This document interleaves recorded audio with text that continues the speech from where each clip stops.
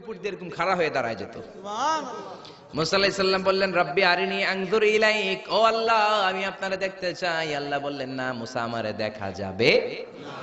আল্লাহ বললেন দেখা যাবে না, মুসাকে আমি দেখেই ছাড়বো।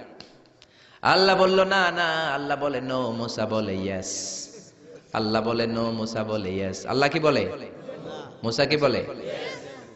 আল্লাহ বলল নো, মুসা কয় ইয়েস। ভেজাল আছে না নাই? আল্লাহ বললেন, মুসা তিনবার নো বললাম, তুমি তিনবার ইয়েস বললা, তুমি তো ভেজাল লাগাই দিলা মুসা। মুসা আলাইহিস সালাম বললেন, ভেজাল টেজাল বুঝি না, আপনারে আমি দেই খাই সারুম।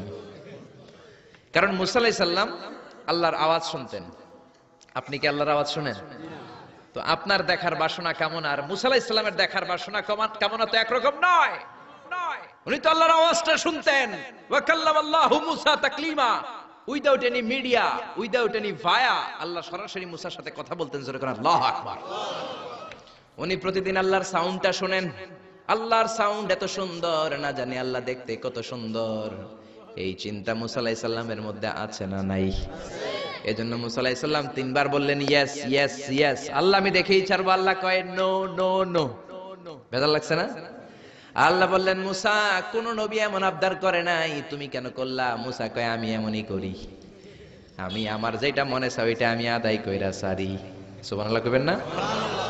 আল্লাহ বললেন, ঠিক আছে, ফাইন ইস্তাকাররা মাকানাহু ফাসাউফা তারানি, তোমার দিকে নূরের তাজাল্লি দিলে তোমার এত খুঁজে পাওয়া যাবে না রে মুসা।